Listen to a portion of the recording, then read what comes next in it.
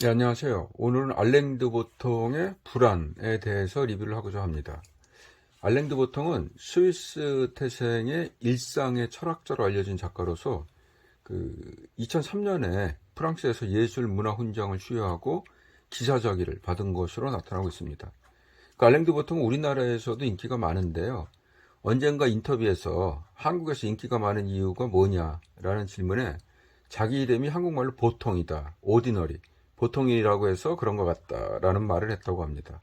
그런 거 보면 이제 한국말도 좀 아는 것 같아요. 우리가 이제 인생에서 느끼는 불안은 여러 가지가 있지만은 그 중에서도 알랭드 보통의 불안은 스테이터스 앵자이어티, 즉 지위에서 오는 불안에 대해서 주로 분석을 하고 있습니다. 그런데 이 책을 읽다 보면은 이 지위에서 오는 불안이 대부분의 불안을 포함하고 있다는 생각도 듭니다. 먼저 우리가 느끼는 불안에 대한 정의를 하고 있고요. 그 정의에서는 우리가 이제 사회에서 높은 지위를 차지한다는 것은 그로 인해서 어떤 즐거운 결과를 가져올 수 있다는 것이고요. 그 말은 이제 더 많은 자원과 물질을 가질 수 있다. 즉 자유와 공간, 안락, 시간 이런 것들을 이제 향유할 수 있는 게 보장된다는 거죠. 그렇기 때문에 높은 지위를 차지하지 못하고 상대적으로 낮은 지위의 사람들은 존중받지 못하고 인간의 존엄성에 대해서도 보장을 받지 못한다. 따라서 모든 사람들은 자신들의 지위가 떨어질 것에 대한 걱정을 끊임없이 하게 된다는 것입니다. 결국 이러한 것 때문에 우리는 삶에서 끊임없이 불안을 느끼고 있다라고 불안에 대한 정의를 하고 있습니다. 그러면은 그런 상황에 대해서 사람이 불안을 느끼는 원인은 뭐냐? 그 불안을 느끼는 원인을 5가지로 설명하고 있는데요. 첫 번째는 사랑의 결핍입니다. 그래서 인간은 본능적으로 사랑받고 싶어 한다. 사랑받지 못하는 상황에 대해서 우리는 본능적으로 불안을 느낀다는 것입니다. 돈이나 명성은 그 자체의 목적보다는 그걸 소유함으로 인해서 더 많은 사람들의 주목과 호의적인 눈길을 받을 수 있다는 겁니다. 그래서 우리가 느끼는 사랑을 낭만적인 사랑과 지위에 대한 사랑으로 나눌 수가 있는데, 낭만적인 사랑이라는 것은 어떤 성적이라든가 아니면 결혼에 의해서 충족될 수 있지만은 지위와 관련된 사랑은 기본적으로 타인의 관심을 더 받고 무시당하지 않으려는 욕망이라고 분석하고 있습니다. 그래서 이러한 사랑의 결핍이 올 것에 대한 불안이 있다는 것이고요. 두 번째는 속물근성 때문이라고 표현을 했습니다. 이 속물근성은 이제 타인과의 관계에서 나타나게 되는데요. 속물이라는 것이 영어로는 기본적으로 이제 스노버리라는 말인데, 이 말이 19세기에 그 영국의 대학에서 귀족 학생과 일반인 학생을 구분하기 위한 용어로 쓰였다고 합니다. 상대적으로 높은 지위가 없는 사람을 불쾌해하는 사람들이 있었고, 그런 사람들을 지칭하는 말로 이 속물이라는 말이 쓰여졌다고 합니다. 기본적으로 이제 자기가 지위가 낮게 되면은 다른 사람에 의해서 무시와 외면을 받게 될 것이다에 대한 불안을 느끼게 되고, 또 자본주의 사회에서는 그러한 속물근성에 대항하기 위해서 내가 너보다 지위가 높다라는 것을 나타내기 위해서 어떤 명품, 사치품에 대한 욕망이 나타난다고 해석할 수가 있겠습니다. 그래서 이제 그러한 사치품으로 나타난 것이 영국에서도 떡갈나무를 조각해서 만든 장이라고 합니다. 이 장이 그렇게 필요가 없는데 모든 이제 좀 부유한 가정에서는 이 떡갈나무로 만든 장을 소유하기 위해서 이 사치품에 대한 어떤 욕망이 있었고, 이러한 것을 소유하는 것이 자기의 어떤 사회적 지위를 나타내는 그러한 현상이 있었다라는 거를 이제 설명하고 있고요. 그 다음에 세 번째 원인은 기대입니다. 이것이 이제 사회적인 기대일 수도 있고 또 자기 개인에 대한 기대감일 수도 있는데요.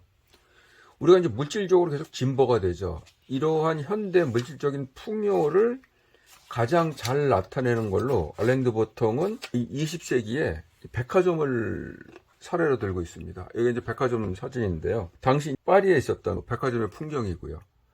이 백화점이라는 것은 과거에는 귀족들만 살 수 있었던 그런 물건들이, 사치품이 있었는데, 이 백화점을 통해서 일반 사람들도 쓸 수 있다라는 이런 물질적인 풍요가 이제 이루어졌다는 것이죠.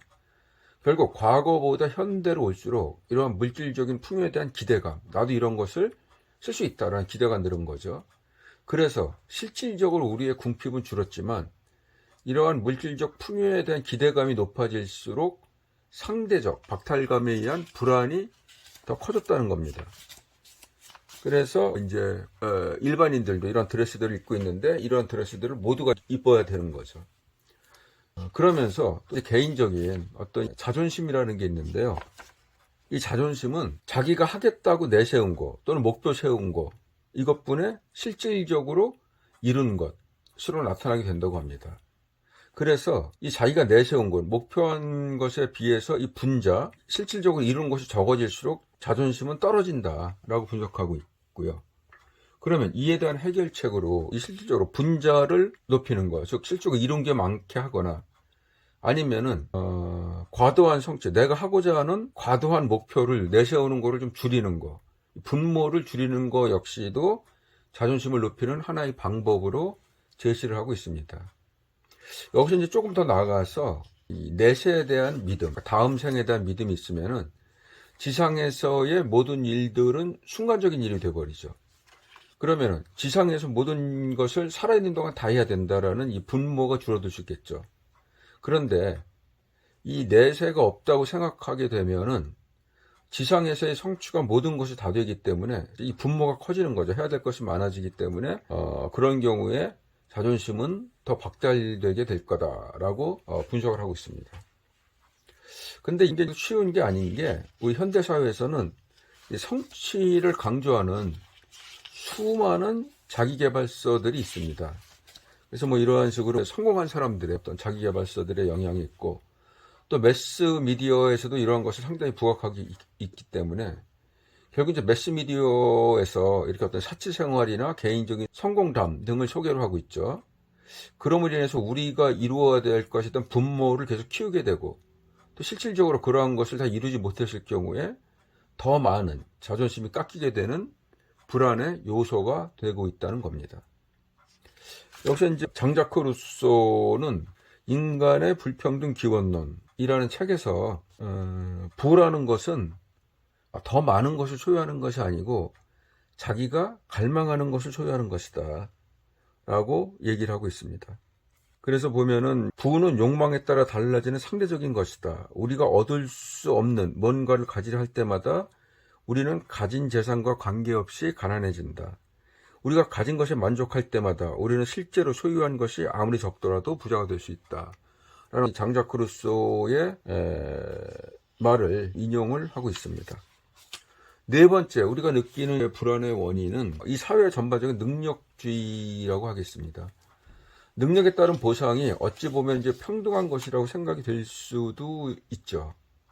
그런데 결국 승자는 더 우월한 사람이다. 그리고 승자가 모든 것을 가져가는 승자 독식 논리가 사회 주된 가치가 되면은 유능하다고 생각하지만 실질적으로 성공하지 못한 사람들 또는 기대만큼의 성공을 이루지 못한 사람들에 대해서는 그 실패에 대한 고통과 함께 수치라는 모욕감을 더 주게 됩니다. 그리고 가난이나 부는 정당한 성취에 대한 보상으로 가난한 사람에 대해 따라서 복지도 필요 없다라는 식의 어떤 극단적인 주장이 나오게 되고 그래서 어떤 사회적 불안을 더 증가시키는 원인으로 파악하고 있습니다. 이제 다섯 번째는 우리 사회가 갖고 있는 근본적인 불확실성입니다. 전통 사회에서는 아무래도 좀 계층 변동이 적었죠. 그래서 이제 신분제라고 해도 그 신분 안에서 어떤 유지되는 게 있었다고 하면은 현대 사회에서는 그런 신분제가 깨진 건 좋은데 지위를 얻으려는 노력이 더 많아졌다. 그러다 보니까는 그럼 내가 재능이 있으면 되지 않느냐라고 하지만은 그 재능이라는 것도 그 사회의 공간과 시간에 따라 인정되는 재능이 다르다라고 얘기하고 있습니다. 그러면서 예시로 든 게 이제 그리스의 뮤즈, 9명의 뮤즈를 예로 들고 있습니다. 그 9명의 뮤즈가 가진 재능은 각각 서사시, 역사, 연애시, 음악, 비극, 찬가, 춤, 희극, 천문학이었습니다. 즉 그 당시에는 그리스에서는 그러한 것들을 재능으로 봤습니다. 근데 이러한 것들이 지금 사회에서도 반드시 꼭 필요한 재능인가라는 것에 대해서는 좀 다른 생각을 하게 됩니다. 결국 이런 식으로 시간에 따라서 재능이라는 것도 바뀌게 된다는 것입니다. 동시에 또 너무나 많은 우연적인 요소에 의해서 우리 사회가 승진이라든가 이런 게 결정되는 측면이 있고, 또한 이 자본주의 사회에서는 결국 고용주에게 더 잘 보여야 되는 부분들, 근데 대부분의 부분에서는 이 성취에 대한 객관적인 평가가 어렵다. 그래서 그 조직의 피라미드로 올라가기 위해서는 처세에 대한 필요성이 더 많이 나오게 되고, 고용주에게 어떻게 더 잘 보이냐라는 부분들이 많이 찾아게 됩니다. 그래서 우리 그 재능에 대한 정당한 평가도 잘 이루어지기 어렵고, 또한 어차피 기업 이익을 창출하기 위해서는 더 값싼 노동력을 추구하게 되기 때문에 실업에 대한 공포는 태생적으로 이 사회체계가 가지고 있는 거고요. 또 세계 경제 자체가 끊임없이 예측 불가능하다. 그래서 이러한 불확실성을 기본으로 가지고 있기 때문에 우리는 기본적으로 불안을 느낄 수밖에 없다. 라고 우리의 불안의 원인의 요소들을 분석하고 있습니다. 그래서 이렇게 5개 부분, 사랑결핍과 속물근성, 기대, 능력주의, 불확실성을 우리가 불안을 가질 수밖에 없는 원인으로 보고 있습니다. 그러면은 이제 그 불안을 해소하기 위한 해법, 솔루션은 무엇이 있느냐? 이 솔루션으로 또 5가지를 제시하고 있습니다. 첫 번째는 철학입니다. 이 철학은 여기 예를 들고 있는 게, 만약에 다른 사람들이 나에 대해서 너는 불명예스럽다라는 생각을 했을 경우, 다른 사람이 이렇게 생각했기 때문에 나는 불명예스럽다라고 받아들이는 경우가 있고, 그렇지 않다면은 이 중간에 본인의 어떤 이성이라는 게 작동을 하게 되죠. 다른 사람들이 너는 불명예스럽다 라고 얘기를 하더라도 나의 이성에 의해서 이걸 판단하게 되고, 그것이 참이냐 거짓이냐, 그렇다, 나는 불명예스럽다, 또는 아니다, 나는 나에 대한 이미지와 관계없이 괜찮은 사람이다 라는 식의 판단을 할 수 있다는 거죠. 그래서 이러한 철학, 본인이 이러한 이성 또 철학을 가지고 있다면 자신의 판단으로 인해서 이러한 불안을 극복할 수 있다. 그러면서 이제 그리스의 철학자인 소크라테스와 디오게네스의 예를 들고 있고요. 그 중에서도 특히 아리스토텔레스의 예를 하나 들면은, 아리스토텔레스는 윤리학에서 그렇게 얘기를 했습니다. 인간의 행동은 제어하지 않고 내버려두면 보통 극단으로 흐르는 오류를 범하게 된다 라고 하면서 지혜로우면서 침착한 중도를 이상으로 제시하고, 이성의 도움을 받아서 중도에 이르는 행동을 목표로 삼아야 한다라고 말했습니다. 그러면서 그 철학적 이상으로 내세운 것이 겁이라는 게 있고 무모함이라고 있다면은 철학적 이상은 용기다. 그 다음에 인색함과 낭비가 있다면 관대함이다. 격분과 줏대없음이 있다면 온화함이다. 촌스러움과 익살에서는 재치, 무뚝뚝함과 아부보다는 그 중도로서의 친근함을 철학적 이상으로 보고 이러한 것들을 추구해야 된다라고 설명하고 있습니다. 쇼펜하우어 같은 경우는 이제 기본적으로 그렇게 얘기를 하고 있죠. 다른 사람들의 환심을 사려는 욕망에서 가장 빠르게 벗어나는 방법은 그들의 진정한 성격을 파악하는 것인데, 대부분의 경우 이들의 성격은 지나치게 야만적이고 어리석다라고 말하고 있습니다. 그렇기 때문에 이러한 사람들의 평가에 신경 쓰지 말고 그 자신이 그 외로움을 견디고 굳게 살아야 된다라는 얘기를 하고 있습니다. 이러한 철학을 통해서 외부의 인정보다는 자기 내부의 양심을 따라서 안에 있는 철학을 확고히 함으로 인해서 이런 불안을 극복할 수 있다 라고 얘기하고 있고요. 두 번째 해결 방법은 예술입니다. 예술은 우리의 삶에서 가장 깊은 긴장과 불안에 대한 해법을 제공한다 라고 얘기하고 있고요. 그러면서 이제 예시로 보여주고 있는 것이 1813년도에 나온 제인 오스틴의 소설 맨스필드 파크라는 소설입니다. 이 소설에 보면은 그 당시 소설들이 혈통에 따른 귀족주의를 굉장히 멸시를 하고 있고요. 그러한 사람들을 어떤 속물로 취급하고 있습니다. 그러면서 도덕적 가치에 따른 순위의 재배치를 강조하는 그러한 내용들이 많이 소설에 나오고 있습니다. 그래서 이제 그러한 예시를 나타내는 소설들을 좀 보여주고 있고요. 또 그림에 있어서도 그 전까지의 그림이 어떤 역사화라든가 아니면 왕의 초상화였다면은 이제 최근 근대에 들어서면서 이러한 그림이죠. 이 그림의 제목은 회복기 환자의 식사라는 그림인데 이렇게 이제 일상화, 풍속화라고 그러죠. 일반 시민들의 삶의 모습을 보여주는 이러한 그림들이 이제 나타나고 있고, 그러므로 인해서 우리가 세상에서 존경하고 존중해야 될 것에 대한 어떤 속물적인 관념의 교정에 도움을 주고 있다라고 얘기를 하고 있고요. 또 비극과 희극에 대해서도 정의를 하고 있는데요.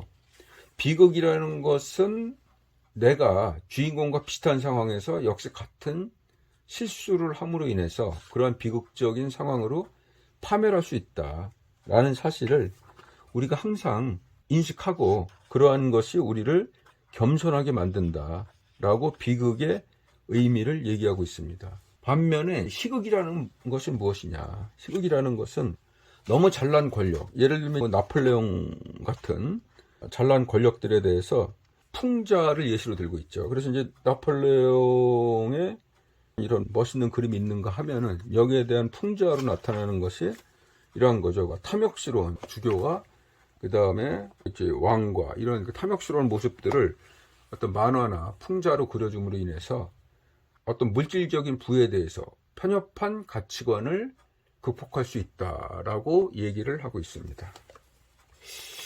다음에 해결책은 정치입니다. 과거에는 우리가 명예로운 존경을 받는 자들이 그 시대에 따라서 그 필요한 것을 제시해 줄 수 있는 어떤 전사라든가 수도사, 기사, 신사, 사냥꾼들이었다고 한다면은 자본주의 사회에서는 소득이 많은 자가 존경의 대상으로 흔히 얘기가 됩니다.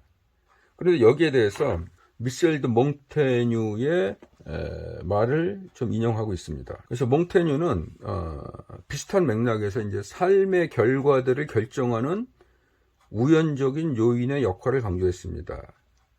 그래서 나는 우연히 능력보다 앞서서 한참 앞서서 행진하는 것을 자주 보았다. 이제 그 돈이라는 것도 또 부라는 것도 우연히 분배되는 경우가 너무 많다. 그래서 내가 가난한 것이 내가 부도덕하기 때문이다, 또는 벌을 받았기 때문이다 라고 생각하는 게 아니고, 그러한 부에 대해서 도덕적 의미를 부여하지 말라라고 얘기를 하고 있습니다. 장자크 루소 역시 인간의 불평등의 기원을 통해서 이 세상이 풍요로워질수록 결국 선망과 갈망에 사로잡혀 고통을 겪게 된다 라고 얘기를 하고 있고요. 그래서 인생이라는 것을 하나의 불안을 다른 불안으로 계속 대체하고 하나의 욕망을 다른 욕망으로 끊임없이 대체하는 과정이다 라고 얘기를 하고 있는데, 이 그래프를 보면은 우리가 이제 행복 수준이고 이게 소유 성취죠. 처음에는 우리가 이것만 이루면, 어떠한 성취를 이루면 이 행복이 계속 할 거다 라고 생각을 하지만, 실질적으로 성취된 실제 상황을 보면은 달성했을 때 행복이 일시적으로 올라가지만은 그것이 소유된 다음에는 다시 급격하게 떨어지는 과정. 결국 이러한 과정들을 겪으면서 결국 우리의 인생이라는 것은 욕망이 욕망을 끊임없이 대체한다. 또 불안이 불안을 계속적으로 대체하는 과정이다 라고 설명을 하고 있고요. 러스킨의 이 최후의 사람에게 라는 책에서를 부라는 것은 삶, 즉 사랑의 힘, 기쁨의 힘, 감탄의 힘을 모두 포함하는 삶이다. 이러한 것이 진정한 부다라는 정의를 얘기하고 있습니다. 그러면서 이제 마지막으로 예를 드는 것은 정치 발전에 따라서 여성의 지위가 향상되고, 이러한 것들을 통해서 우리가 좀 더 평등으로 다가갈 수가 있고, 그러므로 인해서 우리가 느끼는 불안감이 좀 해소가 될 수 있다라고 얘기를 하고 있습니다. 이건 이제 정치가 올바로 잘 진행될 때 얘기죠. 지금 우리나라 사회에서는 이 정치를 통해서 우리의 불안감이 오히려 줄어드는 게 아니고 증폭되는 상황인 것 같아서 너무 안타까운 생각은 들고 있습니다. 다음에 네 번째는 이제 기독교를 중심으로 해서 종교에 의한 불안 해소 해결책을 제시하고 있습니다. 처음에 예를 드린 것은 톨스토이의 중편 이반 일리치의 죽음입니다. 이 소설에서 이반 일리치는 그 당시에 나름대로 잘 나가는 판사인데 불치병에 걸려서 죽게 되는 과정, 이 죽음 앞에서도 과연 이 사람이 이렇게 존경받고 또 진정, 인간적으로 슬퍼할 사람이 있었는가를 보여주고 있습니다. 죽음에 대해서 일반적으로 다 측은해 하지만은 동료들은 당연히 그렇겠죠. 저 사람이 죽음으로 인해서 그 자리가 하나 더 생긴다라는 거에 관심이 많고, 심지어 가족들조차도 남편이 또는 아빠가 죽는데 그러면 부인은 내가 연금을 어떻게 받을 수 있을 것인가, 또 아이들은 내 결혼식에는 아빠가 죽으면 어떻게 되나, 뭐 이러한 본인들의 생각을 하게 된다. 그래서 그 사람의 기본적인 가치에 대해서 동정이 일어나지 않는 그런 소설을 예로 들고 있고요. 그래서 이런 경향을 기독교적인 죽음의 경고, 이걸 메멘토 모리라고 하죠. 항상 죽음을 생각하라. 네가 가지고 있는 어떤 부나 권력은 우리 지위가 유지되는 한에서만 지속되는 조건부 사랑이다. 그래서 항상 거기에 대해서 죽음을 생각하는 메멘토 모리라는 얘기를 하고 있고요. 이러한 것이 예술적 경향으로 나타나는 것이 바니타스 미술이라고 합니다. 바니타스 미술이라는 뭔가 하면은 당시 미술을 보면 또 세속적인 물건들, 부를 나타내는 어떤 현실적인 물건들 사이에 두개골과 이 모래시계, 두개골과 모래시계를 같이 배치한 미술 사조인데요. 결국 우리가 죽음 앞에서 열등감과 질투, 이런 것이 무슨 의미가 있는가를 보여주는 사조고요. 이러한 경향은 이제 무한한 시간의 관점에서 지위에 대한 우리의 하찮은 걱정을 생각해보고 불안을 해소해보고자 하는 관점이라고 보겠습니다. 그 다음에 또 이렇게 이제 광대한 그 풍경을 보여주는 효과가 있는데요. 이게 이제 그 무한히 높은 공간에서 올라가 보던가, 뭐 이런 식으로 해서 우리를 이제 내려다보는 거죠. 이런 내려다보는 것, 아까 말한 그런 어떤 무한한 시간과 또 이런 무한한 공간의 개념에서 봤을 때, 어떻게 보면 이런 것이 이제 신의 관점에서 보는 거죠. 신의 관점에서 봤을 때 우리 모두는 다 신의 피조물이다. 그래서 피조물로서 그 각자의 약점을 인정하고 상호 존중해야 된다라는 것에 대해 얘기를 하고 있고요. 그렇기 때문에 이런 관점에서 봤을 때 우리가 보여주는 외모나 태도의 작은 차이들이 아니고 그 공동체가 공유하는 핵심, 이상적인 이제 기독교 공동체에서의 생활 등을 통해서 어떤 세속적으로 부여되는 성공과 실패의 이분법적 평가가 아니고 영적인 지위에 따른 새로운 삶의 방법을 우리가 이제 불안을 극복하는 그 해결책으로 제시하고 있습니다. 마지막으로 이제 5번째는 19세기에 유행했던 보헤미아라는 사조를 설명하고 있습니다. 당시 이제 19세기 미국에서 유행했던 것이 보헤미안, 그 집시죠. 집시라고 할 수 있는데, 이런 보헤미안들은 주로 소박한 물질과 또 물질적인 성공보다는 예술과 감정에 충실하는 그런 가치관들을 아주 강하게 얘기를 하고 있고요. 그래서 당시의 그 신자본주의적 관점에서 성공과 평판을 중시하는 부르주아지에 대비해서 보헤미안들은 그 감정과 예술과 헌신의 가치를 더 중시했다라는 걸 설명하고 있습니다. 그 19세기 헨리 소로라는 사람은 사람을 없이 살 수 있는 것이 많아질수록 행복해진다. 또 그 영혼이 필요한 것을 사는데 돈은 필요하지 않다라고 하면서 뜻맞는 사람들과의 공동체를 중시했다고 합니다. 근데 이게 극단으로 갔을 때 1915년에 다다주의 같은 것이 나오게 되는데, 다다주의가 나타내는 건 이제 모든 합리성이나 진부함으로부터의 탈피, 또 그를 통한 새로운 자유로운 인간의 창출, 또 기존 문화와 여론에 대한 격분, 이런 것이 기본 원칙으로 했고요. 그러나 이러한 극단적인 보헤미안 공동체에서는 막상 이제 아무도 일을 안 하니까 모두가 예술적인 활동만 했을 때 결국은 모두가 행복해지는 게 아니고 모두가 불안해졌다. 그리고 더 많은 갈등이 됐다. 라고 해서 현실적으로 이제 그런 공동체는 실패했다고 합니다. 그러나 그 신자본주의의 부르주아지 개념에 대해서 어떤 대안적인 삶의 방식 추구, 또 그를 통한 우리의 불안을 해소하는데 기여한 걸로 이 보헤미안주의도 설명을 하고 있습니다. 이 책에서 느끼는 이런 불안에 대한 정의와 그런 불안을 느끼는 원인으로 사랑에 대한 갈망, 속물근성, 높은 기대치, 그 다음에 능력주의, 또 우리 사회가 자체가 가지는 불확실성, 이런 5가지를 꼽았고요.